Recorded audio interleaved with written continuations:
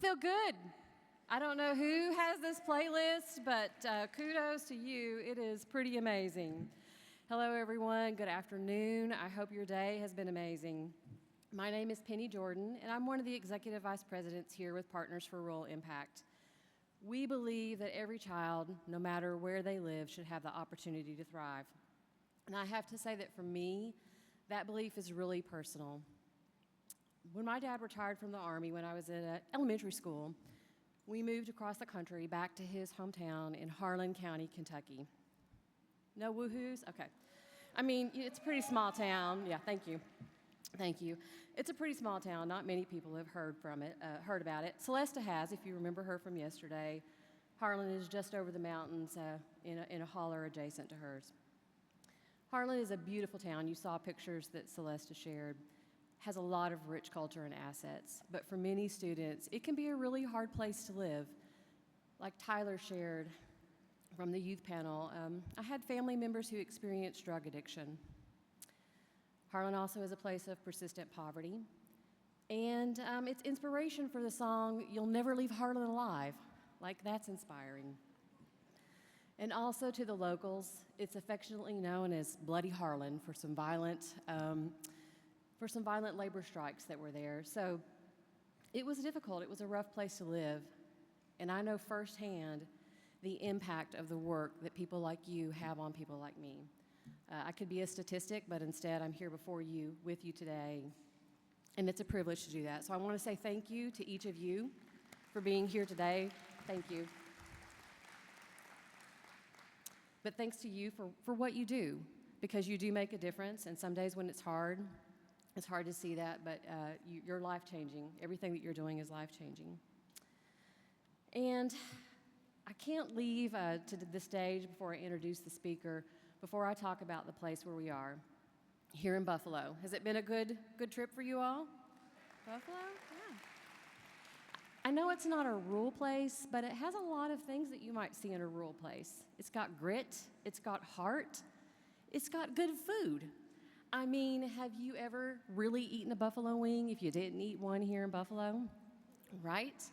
And there's a pretty big debate on whether your side with the buffalo wings should be blue cheese or ranch. Blue cheese?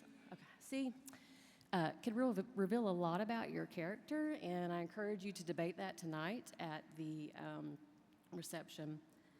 Buffalo, also known for its sports fans. Yes. And these fans, they brave wind and snow and freezing rain. But what's inspiring about that, to cheer on their team, is I think that resembles a lot of what brings us here today and the hope we have of the things that are possible. And I think you'll also see that in these next presenters that we're going to bring up. These are extraordinary individuals who have spent their life changing systems so that more youth and more people and more places can thrive. So it is really my honor to welcome these next presenters. I'm not going to read their full bio. You can look at that in the CVent app, but I want to share a few highlights.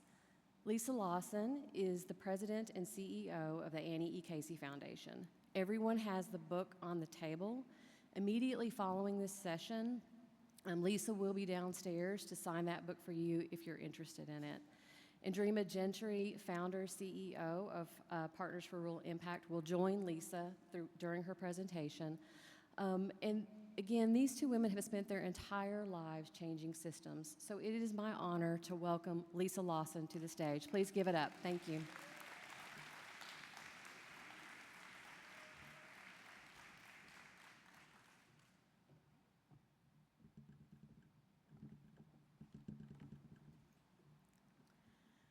Well, this is a bridge in Portugal that I walked across in 2021. I was in a group and we had a guide, and it was still absolutely terrifying. But it was also kind of exhilarating when you looked around to see how beautiful it was. That's a lot like adolescence, isn't it? A long, shaky bridge that we all have to cross to get from childhood to adulthood. It's exciting, uncertain, and full of possibility. but it can also feel scary and unstable, especially if you're walking it alone. That's why in my book, Thrive, I use this bridge as the central metaphor for adolescence. Because the question isn't whether young people are going to cross this bridge. They will. The question is, what kind of bridge are we building for them? Are the planks strong? Are the cables secure? Is there someone walking beside them? I think a lot about the bridge that I crossed when I was growing up in Atlanta. This is me as a teenager. You can laugh if you want to. I'm sure some of you looked a little awkward as a teenager too. I remember important milestones like my first job at Macy's when I was 16, going to the prom and graduating from high school and college. But I also remember some things you don't see on this slide. Driving my Buick Skyhawk too fast down the highway, drinking wine coolers with my friends after high school football games, regular teenage thrills. But all of those experiences and my loving parents shaped who I am today. And looking back, I realized I had people walking beside me, I had guardrails, and I had a lot of opportunities to figure out my interests, build leadership skills, and safely explore the world around me. But not all kids are as lucky. There are 48 million adolescents on that bridge right now in the United States, and many of them are crossing without the supports they need to make it safely to adulthood. Using all we know about what's happening during this time of development would certainly help us serve them better. Well, let me start by grounding us in the basics of the adolescent brain, because the truth is most of us were never taught this science when we were growing up. We learned about puberty and we learned about hormones, but very few of us learned what was going on inside our teenage brains and how that development shapes judgment, learning, motivation, and decision making. As you see on this slide, brain development happens from the back to the front. And it starts in the brain stem, which controls our most basic functions like heartbeat and breathing. But the prefrontal cortex, which is in the front of your head and is responsible for planning and impulse control and complex decision making, well, that isn't fully developed until your mid-20s. Not 18, not even 21, your mid-20s. I hope there's some parents out there that understand a little bit why their teenagers aren't quite doing what they want them to do all the time, but hang in there. That gap between a highly active reward system and a still developing regulatory system isn't a flaw, it's a feature. It fuels exploration and creativity, risk-taking, and learning. But it also means that the structures and incentives and relationships around young people matter a lot. During this window, the brain is highly adaptable and highly sensitive to context. It wires itself in response to the environments and experiences that surround it. Support and stability build judgment and resilience. But on the other hand, chronic stress can disrupt development. So context isn't just background, it actually helps build the brain. This science has important implications for how we see and serve young people, because a lot of what we label as bad behavior is actually just a part of development. And I'm really glad that you all had young people here with you here today. I heard that session was amazing. I'm going to share what the research says, but any of the young people who are in the room, I hope that you will clarify or make sure that we're accurate here in what we're saying. Because one size doesn't fit all. So as you're listening, I hope you think about what's true to you. So the first brain science insight is that we have to reframe risk and recognize that adolescents are wired to explore and test limits. That drive isn't something to shut down. It's actually something we should channel. Because healthy risk-taking is how young people discover who they are. It's how they build confidence. It's how they develop new skills. So the problem isn't that teens take risks.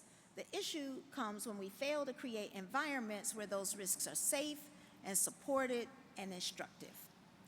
And when young people stumble, as they inevitably will, they don't need punishment as much as they need coaching. I've had to learn this with my own adolescent daughter, Lauren. Her favorite line when she makes a mistake is, "But my prefrontal cortex isn't developed yet." She's not wrong, but what she really needs in that moment isn't a neuroscience debate. She needs guidance, she needs boundaries, and most importantly, she still needs to know that I'm in her corner, She's 23 now. I tease her that her brain has developed right to her eyebrows. We got another year to go. That brings me to my second big insight. Young people crave connection, not just with peers, but with adults too. Because relationships with caring adults are one of the strongest buffers a young person can have, and one of the most powerful ways to help them when things get off track. Young people crave our guidance and perspective, even if they don't always show it. They are listening. And the final big takeaway is that young people learn best by doing, not by being told, not by being controlled, but by engaging in real-world experiences that stretch them with guidance along the way. They need opportunities to try, to mess up, to reflect, and try again. That's how the brain builds judgment and resilience and self-regulation. But that kind of development requires adults who create safe room for growth. High expectations paired with high support. Too often our systems do the exact opposite. We over-control when we should coach. We punish in mistakes instead of treating them as a part of learning. And in doing so, we often undermine the very capacities we're trying to build in young people. If we want young people to become capable decision makers, we have to give them developmentally appropriate opportunities to make decisions.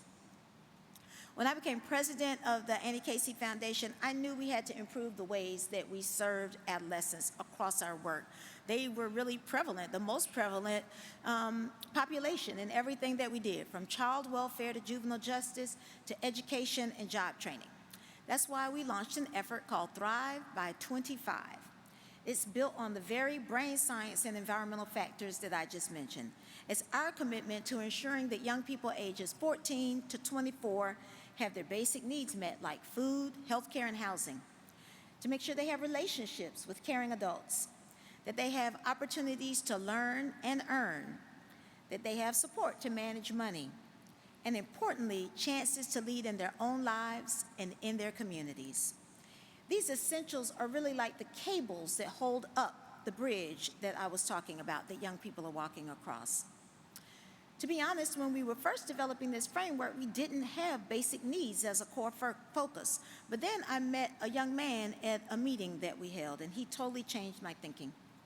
He told me about watching his best friend die from gun violence and how he had never really recovered from that trauma. He'd never gotten the mental health supports he needed.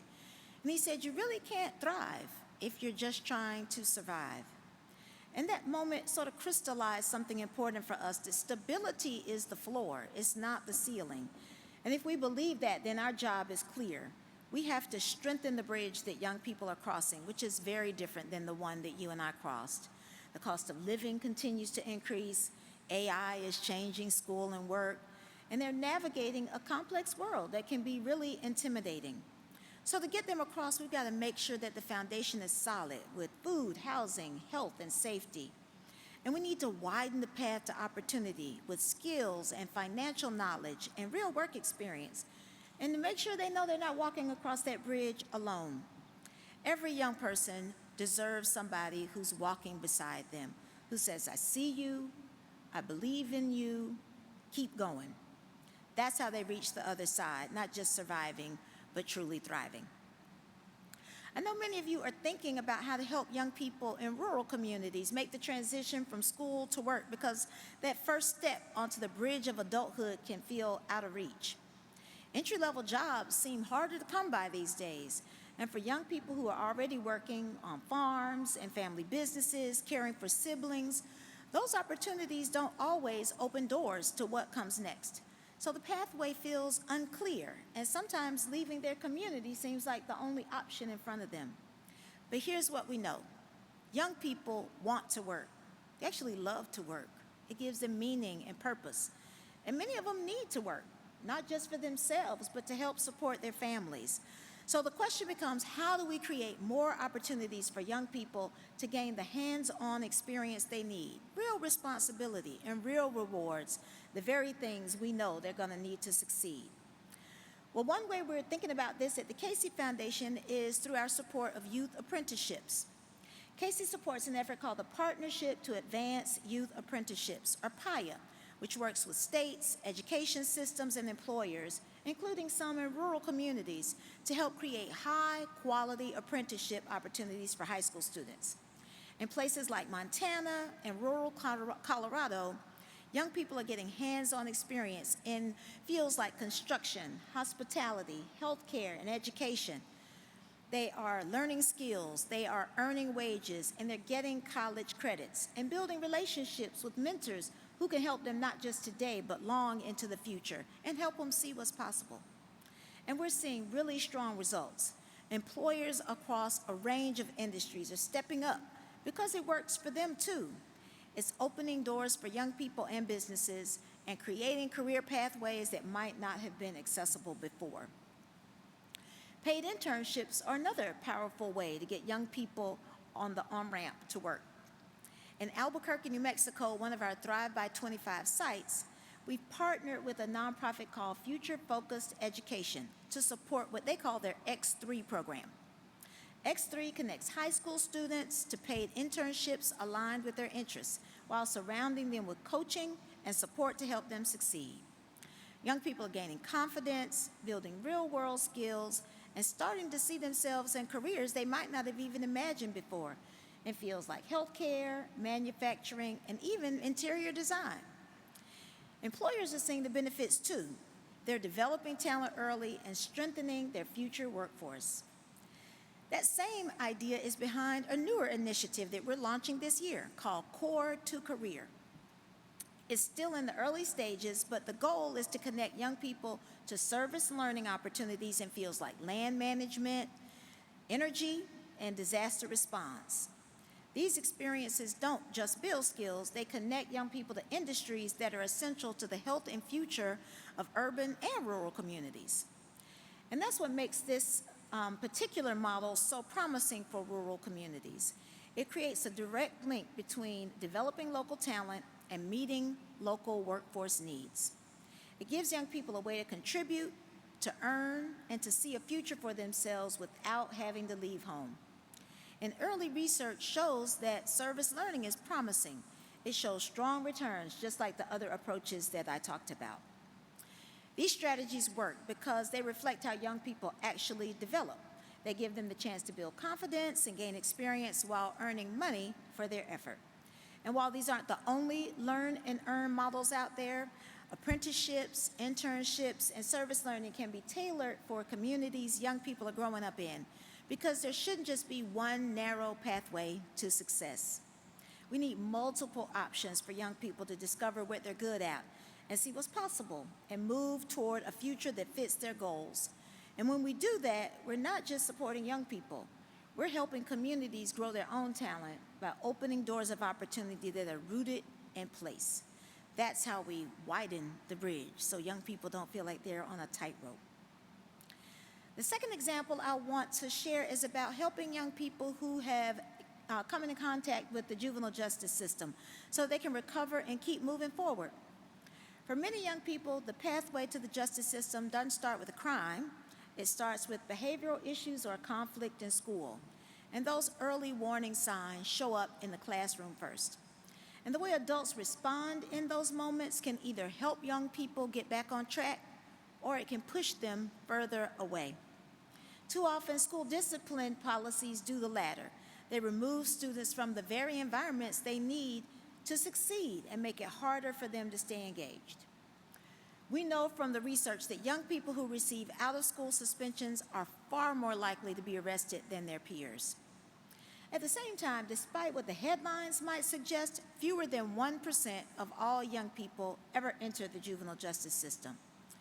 The vast majority of youth offenses aren't violent, and most young people who make a mistake won't repeat it into adulthood.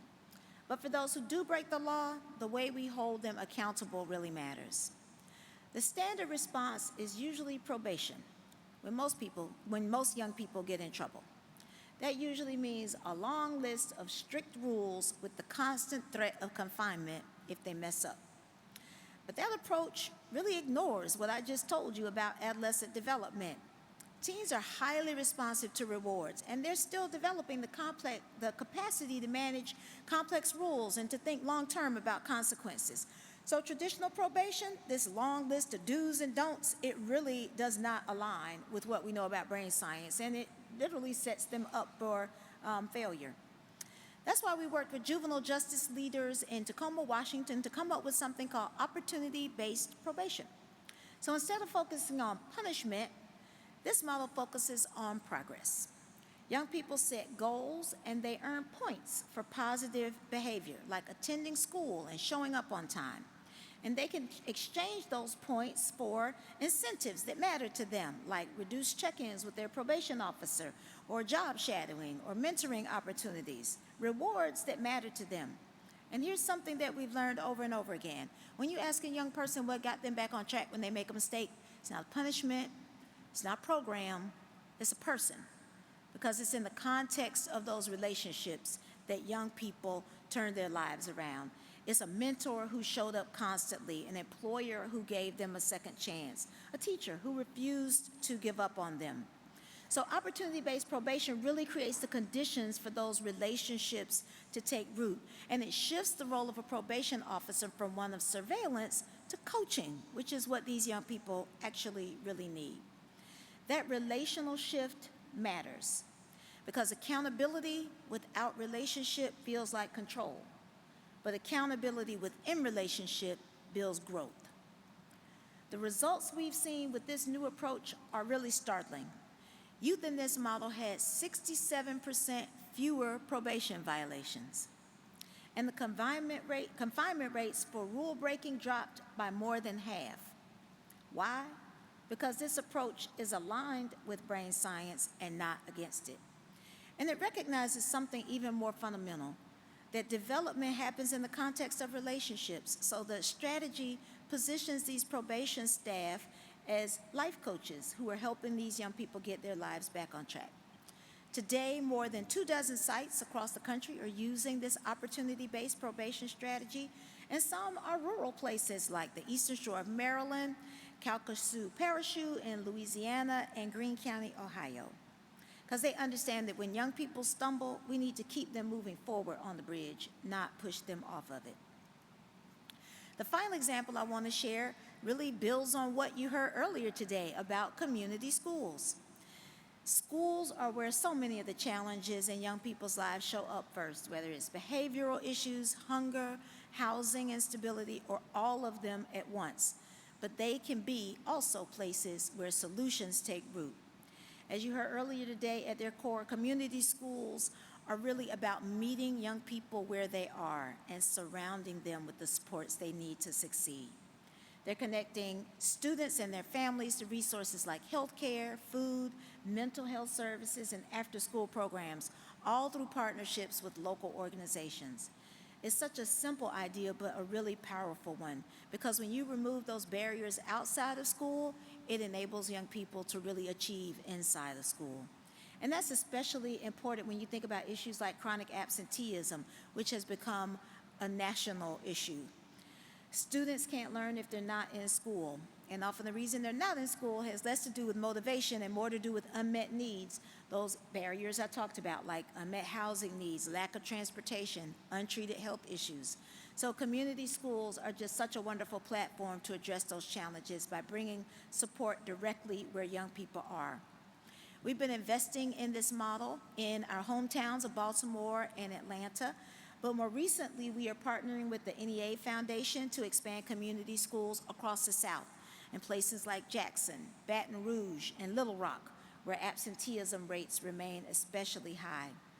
And while much of this work is taking root in cities, it certainly can be incredibly helpful in rural places too, because you all face a unique set of challenges that this model is, I think, really capable of helping. Services are often spread out. Communities, schools help solve that by bringing all of the services right to where young people are. They can also connect young people to what's happening locally, whether they're partnering with employers, community colleges, and organizations that create pathways to work for young people. And in places where community schools are working best, they have a coordinator. I heard one of the speakers say that earlier. One person who wakes up every day thinking about what do these young people need and how can we get it to them. a few high-impact services like mental health, food security, and after school, and they can build that from local resources. They don't have to go out and find folks to be able to be helpful. It could be the church that has a food pantry already, or the retired nurse that can do health screenings. So in rural areas, community schools aren't just a program, they're really a way to hold things together and help those communities thrive. And the goal is simple: to help more young people show up, stay connected, and succeed in school and beyond. Because when schools are places of support, not just instruction, everything changes. And that's how we strengthen the bridge. But the operative word of all of this is we. The Casey Foundation can't do this work alone, and neither can school systems or employers or civic leaders. It's going to take all of us, whether you're a nonprofit leader or a practitioner, a policymaker, a funder, or family member. All of us have to step in and think of ourselves as bridge builders. There are 48 million adolescents on this bridge, and we have the science and the strategies to help them make it across. What we need is alignment, and that's absolutely what Partners for Rural Impact is about: getting the alignment and the courage to design our systems around what we know and what we know rural communities truly need. And this room is uniquely positioned to lead that shift. But there's one more thing we got to address, and that's narrative. The stories we tell about young people shape the systems that we build around them. Whenever we label teens as lazy or reckless or entitled, it affects real decisions. I don't think I've ever given a talk and said the word teenager and people didn't frown their faces up. That's not the way we should think instantly about the young people in our lives. When we do that, employers hesitate to hire. Policymakers default to punishment instead of development. And parents worry that they're doing something wrong. Those stereotypes have consequences. And so that's why the science matters, because it gives us an explanation for what young people are actually doing, behaviors that too often get labeled as character flaws. It shows that risk-taking is important exploration for young people to grow, that growth is uneven by design, that it takes until 25. Because when we understand development, we design differently. Because adolescence isn't a problem to manage, it's really a window of opportunity. And for young people in rural communities, there's another layer to this narrative story that they're navigating too. Too many young people are told, whether explicitly or implicitly, that success has a zip code and that it's not theirs. That if you want to make it, you have to leave. And if you stay, you've settled. Others feel something different, not judged, but overlooked, like no one's really paying attention to them or seeing what they are capable of. So if we want to change outcomes, we have to change the story. We have to show young people through our schools, through our systems, through our investments, that there are pathways to success right where they are. We have to reflect back to them what we know is true, that they have talent, that they have potential, and that they have something to contribute. Because when young people see a future for themselves, they start to move toward it. And that's really what all of this comes down to. The solution isn't a single program or policy. It's a shift in how we think, a shift in how we design, a shift in how we show up for young people. That's why I wrote Thrive. It's a call to action for all of us, to fortify the bridge, to widen the path, and to change the story. Because when we do that, we'll help these young people grow into the employees and the parents and the leaders and the citizens that we all want them to be. Because when young people thrive, we all do. Thank you so much.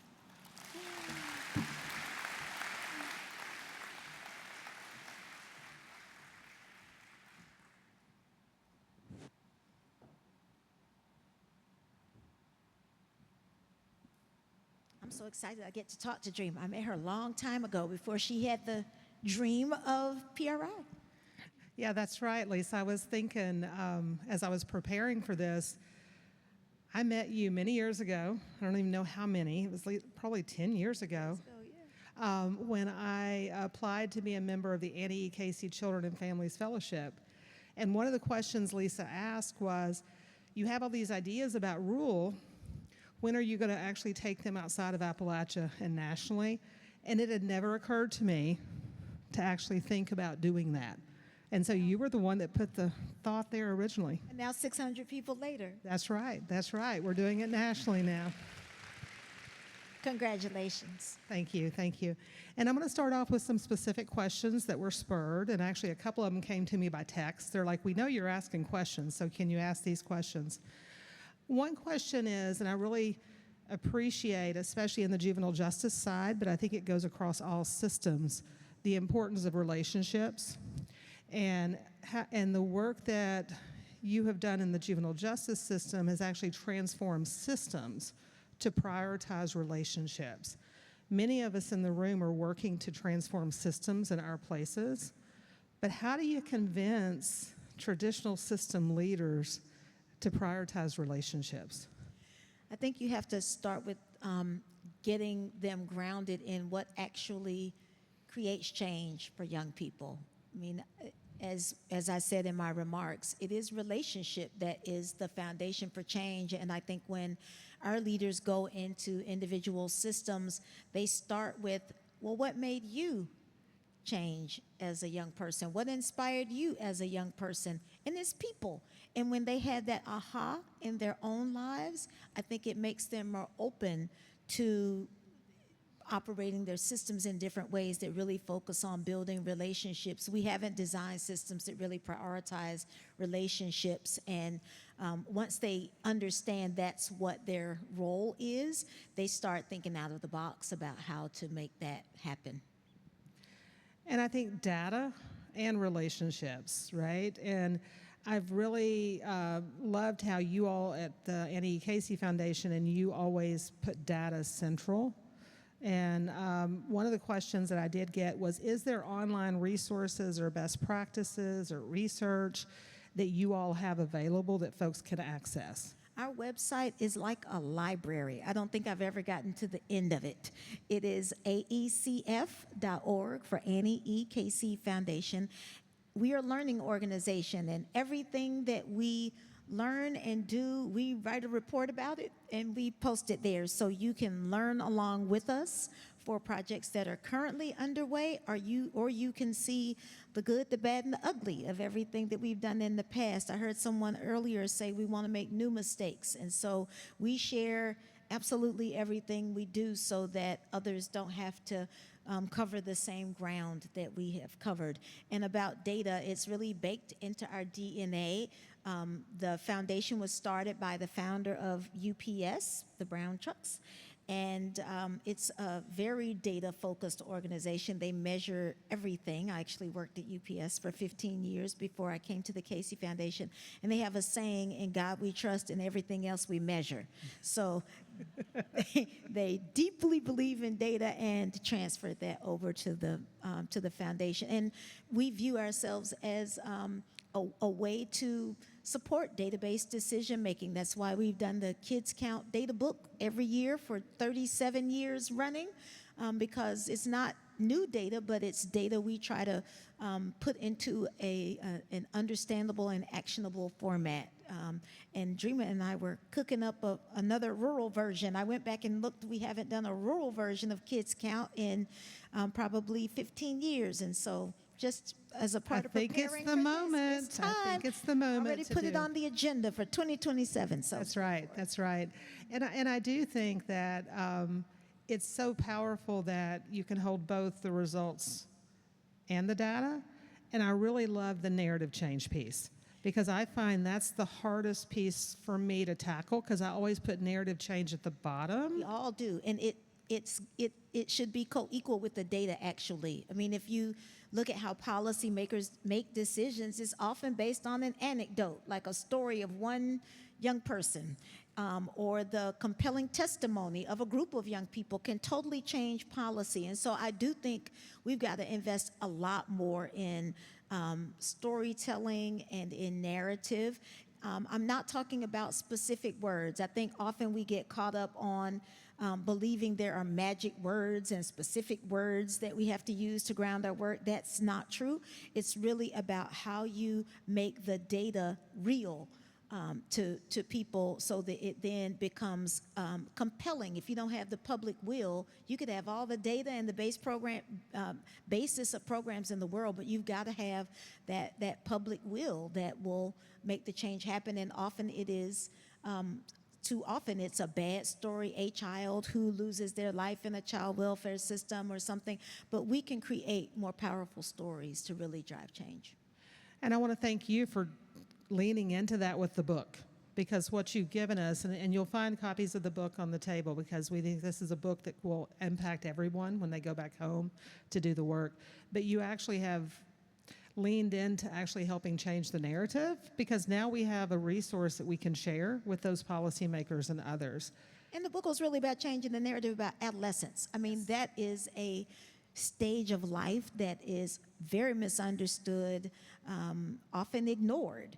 And the book was really designed to help us think about adolescence in a different way, so that we don't buy into some narrative that early childhood is our only opportunity to do good things for young people. Prevention can happen across the life course. And I've said I want to reclaim the fullness of childhood for young people, and it does not stop at 5. Yeah, that's so powerful. And I think it ties into, as we work in rural communities, yes, we need strong rural early childhood programs, but if we don't actually have something when they get into school, we're going to lose those gains, 100%. right? So that cradle to career piece is so essential. Right, it ends at career. It does not end at cradle. That's right. That's right. Now, in your book, there was a piece in there that really spoke to me, that we spend too much time fixing broken adults and not enough time building strong kids. 100%. Where did that come from? I mean, It's tell a us. Frederick Douglass quote that is the I never can remember the epigraph at the beginning of the book. But it really, that's a quote about prevention. It says, why wait until people are in crisis, until people are holding on to the bridge with their fingernails? There is so much we know about how to prevent problems before they happen. And everything in the Cradle to Career framework is designed to do that, to give young people a healthy start before they get to school, to make sure they're hitting those milestones, that they graduate from high school, that they are positioned to pursue a career and build the skills they need. I've never been more frustrated than when I came to philanthropy and the social sector, and just saw how we just let millions of children languish or not get the services and supports they need. It's almost like we can't see the value of prevention, but can see, intervention on the back end. That's not how we ought to raise young people. We can do better. Yeah. And it costs less. That's what I was getting ready to say. That's the gag. It costs less. It costs $100,000 to lock up one young person. How many young people could we give quality opportunities to with that money? It's just wasteful. And I've learned that sometimes that's the argument we have to make in rural America, is that the return on investment of prevention, which is sad, but you got to make that argument. I'm willing to make whatever argument it takes. If it's an economic argument, I make it, whatever is most compelling. Yeah, me too. And I do think that young people and youth leaders are critical. This morning we started out with our rural youth leaders. They call themselves REAL. And it was great hearing about what they're doing across the country. Well, you all have done a lot around youth leadership. Will you share some of that? Absolutely. I mean, we talked about storytelling. We don't need to be the people telling the story. Young people themselves need to tell the story. And young people are brilliant problem solvers. If you give them the opportunity, they look at the problem differently. They're living it in their own lives. And time again, whether it's our child welfare work, our juvenile justice work, even economic opportunity work, those young people will say, well, what I would do is X. And it's often not a complicated solution, but one that we as adults have just overlooked. And so in literally every part of our work, we engage young people, and more importantly, in our system reform work very hard to teach systems how to engage those they serve in their work, and that is the the gift that keeps on giving. Not that the Casey Foundation helped you do it, but that you now know how to engage young people. So whether it's a student council in a juvenile justice facility or a youth leadership council in a child welfare system, we are continually trying to learn from and elevate the voices of young people. I sure do hate I missed that panel. That is always my favorite part. It was my favorite part too. I mean, this is my favorite part. But, so as we think about like the lessons learned, is there lessons learned that you all have had around engaging youth in an appropriate manner that drives impact that we should be thinking? Certainly that it is youth-adult partnership, and that adults need to be trained to engage young people as much as young people need to be trained to learn how to sit at the table with adults. We spend a lot of time educating adults on how to position young people to be thoughtful participants at the table. We're often inviting them into spaces they've never been before. They've never been to a government office and had to sit in a professional meeting. So giving them the tools they need to understand, how do you weigh in, how do you make your voice heard, how do you prepare, here's the material that you need to understand before you go into the room. So we spend a great deal of time helping young people get prepared to show up so that they don't feel insecure, making sure it's more than one, that young people don't have to share their stories or provide their ideas individually, making sure they're not re-traumatized, that they know how to responsibly share stories of sometimes very painful experiences in their life or not, if that's not what they choose to do, and educating adults on how to thoughtfully ask questions of young people and to give them space to provide their perspective. Yeah, I think those are so important of figuring out how they can have the boundaries, right? And that they can say no and they can step back. One of the things that I run into is it's been a long time since I was a young person, but I still use that frame. So in your research and in working with young folks, what are you seeing with young folks today that are different than when you and I were young? Whole different bridge, Dreamer. They're walking across a very different bridge than we walked across. I mean, everybody's talking about AI and how that is changing school and work. Young people today are probably going to have multiple careers in their lives, and some of those jobs may not even exist right now, whereas I think we had a bit more certainty about that we could prepare for a career and often do that career for the entirety of our work lives. This is year 30 for me, right? So that is not going to be the case for them. Young people have survived a global pandemic. None of us did that as young people, and unfortunately it affected the mental health of millions and millions of young people, and so we have a behavioral health crisis that is making it challenging for young people as they are crossing that bridge. Getting into the workplace is really challenging now. None of us had to fill out 30 screens of a form in order to get our first job. I did a cover letter and a resume. What did you do, Dreamer? I think somebody recommended me. So much easier. Now you got to get past the most complicated robotic system that exists to get a job today. So they have an extraordinarily different set of things to navigate than we did. And it's ever more important that adults walk alongside them to help them navigate that, and sometimes to help pull their trajectory out of the virtual world into the real world. The same way somebody introduced you to your first job is what we still got to do for young people today, so that they can get out of that virtual line that seems endless, so that they can get opportunities. So I think it's a very technologically complicated world, but I think a lot of the world is still relational, and we've got to make sure we help young people get into the real world through real relationships that are going to help them succeed and get the supports they need. So we started off yesterday with a partnership with TechSoup, where they've launched a rural AI and tech fund to actually support that in rural places.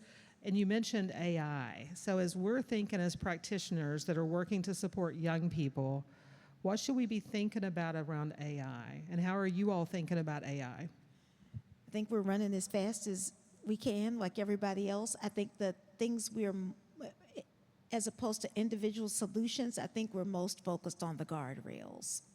How do we make sure AI has the right boundaries and guardrails so that it doesn't become a FICO score on steroids, that is a gatekeeper for every conceivable opportunity in life, and hope that there's tremendous possibility in AI, and how do we make sure that young people who are often left on the margins don't get left behind there. So working with other philanthropies to support the sort of governance structure that will support AI, but also hopeful that we find, positive uses of it, whether it's, personalized tutoring to help young people catch up in reading, or career coaching that might help young people figure out what their particular path might be. I think there's great promise in it, but I think we're all trying to run as fast as we can to keep up with the development of it. Yeah, I think so. And I think we're trying to figure out how do we use it as a support for the young folks.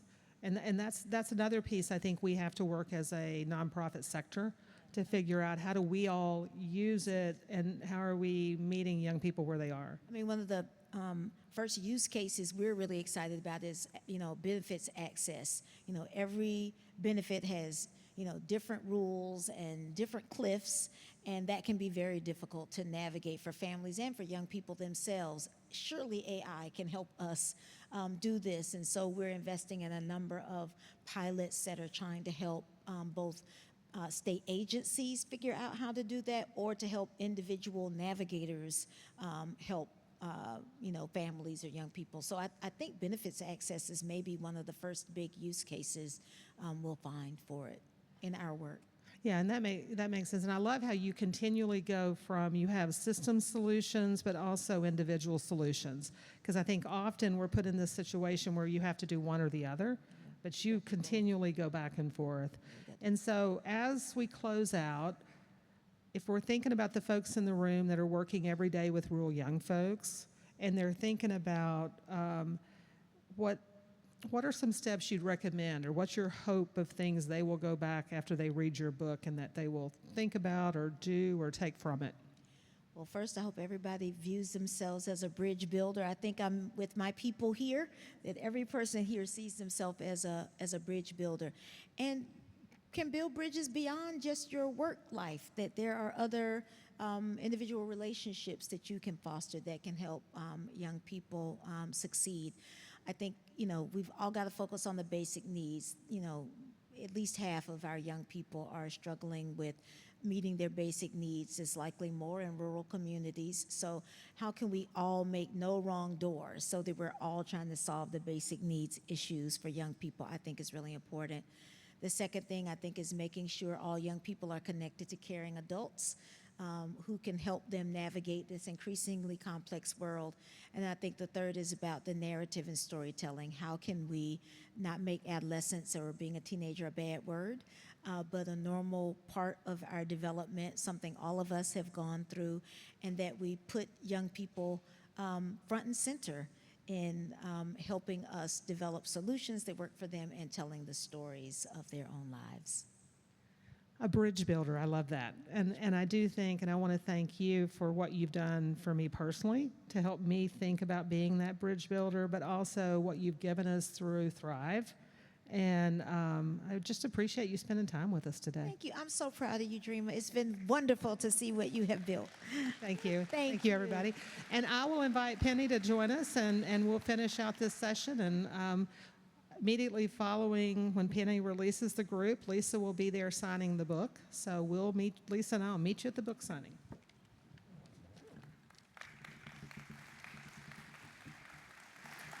Thank you both. And what I have to say, Lisa, is thank you. I know you're exiting the stage, but if I had had the words for my prefrontal cortex is not fully developed when I found myself as a teenage mother, my parents' reaction might have been different. So I just can't thank you enough for your time here today. Yeah. Give it up again for them, please. Thank you.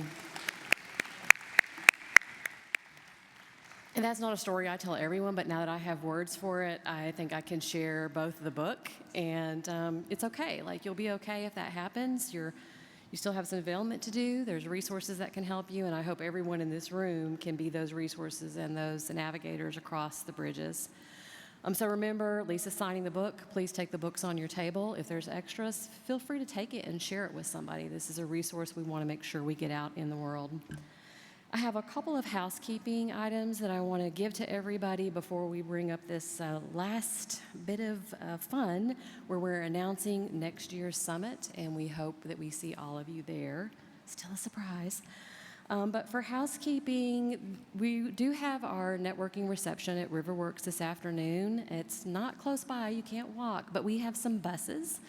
Hopefully you saw that in this event app. They will leave here from the convention center between 5:30 and 5:45, if I got that right, and will be right out front. Yes. And then to get you back home, the buses will still be there, and they will take, when I get you back home, to your hotel room in Buffalo. But the buses coming back, so any bus will get you to Riverworks this afternoon, but on the way back in the bus, the hotel, the conference center, the conference hotels, will have the name of Weston or Hyatt or whatever in that bus. If you get on the wrong bus, it's going to get you close. It'll at least bring you back downtown somewhere. But those buses will leave from the convention, from the Riverworks networking reception, right around 8 o'clock. So we're loading them 7:45-ish to 8? Yes, okay. And if you have any questions, just find any of the Partners for Rural Impact team in the blue shirts. We'll all be at the reception area. Looking forward to continuing to network and connect with you all. We'll be back here in the morning, again, breakfast at 7:30, and have another half day of sessions for you. And I think that's all the announcements I'm supposed to make, but now we get to an exciting part of announcing next year's location.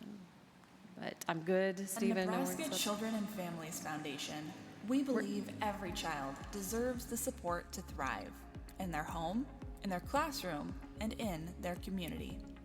Since 1997, we've worked hand in hand with families, educators, and leaders across the state to build stronger families, which means stronger communities, a stronger workforce, and a stronger Nebraska economy.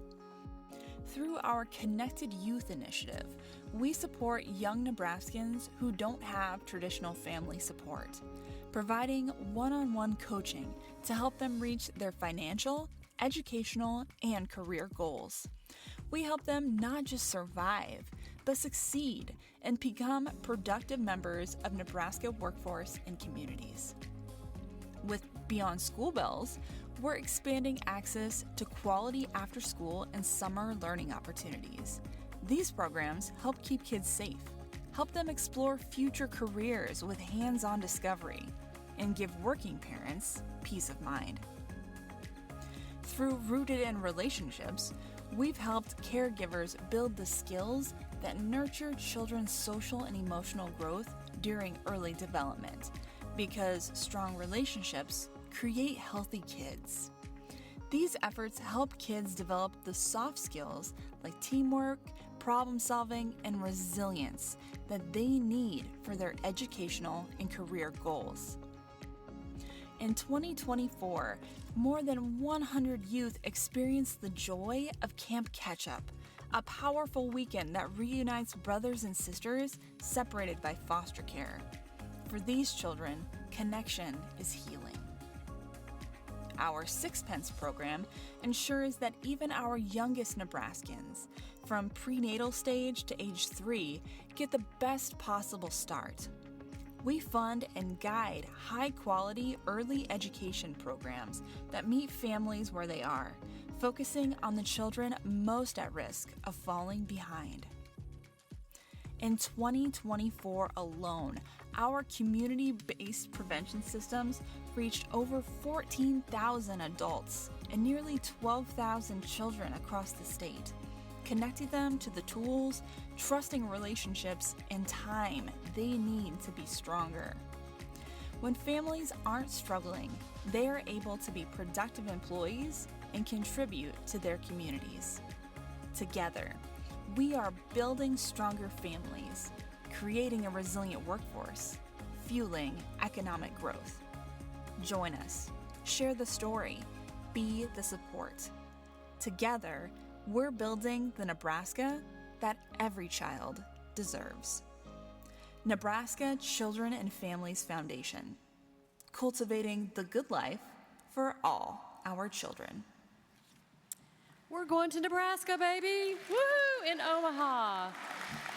And I'm thrilled to introduce you all to Kalita Bach, who will share a little bit about Nebraska Children and Families Foundation in addition to this video that you all have just seen. Thank you so much, Penny. It is an honor to be here with all of you. My name is Kalita, and on behalf of all of us at Nebraska Children and Families Foundation, I especially want to thank DREAMA and all of the people at Partners for Rural Impact, not only for their leadership for this incredible summit, but especially for their partnership and the advocacy that they have done on behalf of our work that we have done in Nebraska for over 30 years. Nebraska Children and Families Foundation, as you saw a little bit in the video, is a statewide intermediary. We serve as a cradle-to-career backbone for now 20 backbones, our amazing community collaboratives that cover all 93 counties of the state, and our robust lifespan initiatives. When people think of Nebraska, sometimes we get things like, well, that's the flyover state, right? Is there anything there besides cows and corn? I think I drove through that state one time. Well, we think of our state as the heartland. We're centered in the middle of the country, and we are a place of urban cities, suburban areas, and vibrant rural communities. It's a place where innovation, cross-sector collaboration, and true partnerships across what Strive Together calls nested civic infrastructure happens every day. And while we are humbled, we are grateful, and absolutely delighted, the cat is out of the bag. We're coming to Omaha. We are very excited that hopefully you all feel very welcome and invited to join us in our great state of Nebraska next April 2027 for the Rural Summit. And now I'd like to invite my colleagues from Nebraska Children and Families Foundation to join us on stage.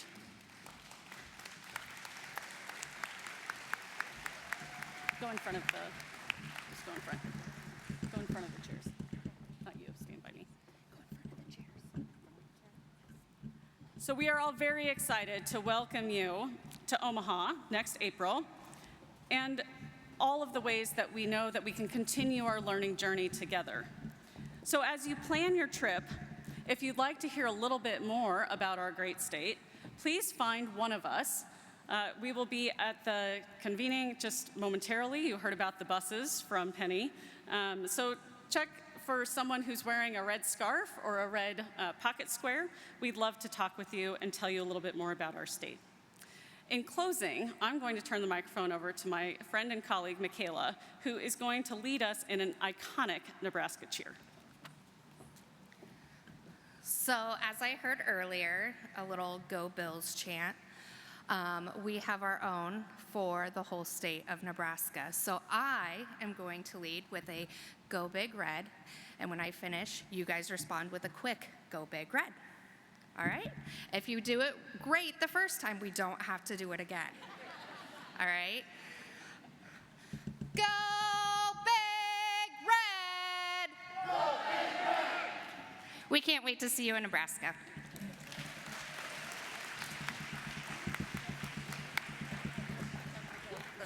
Thank you all so much. We have cards in the back that have the dates for the summit. We really hope you will join us there. And that concludes our sessions for today. We hope to see you at Riverworks between 6 and 8 for additional networking. Thank you.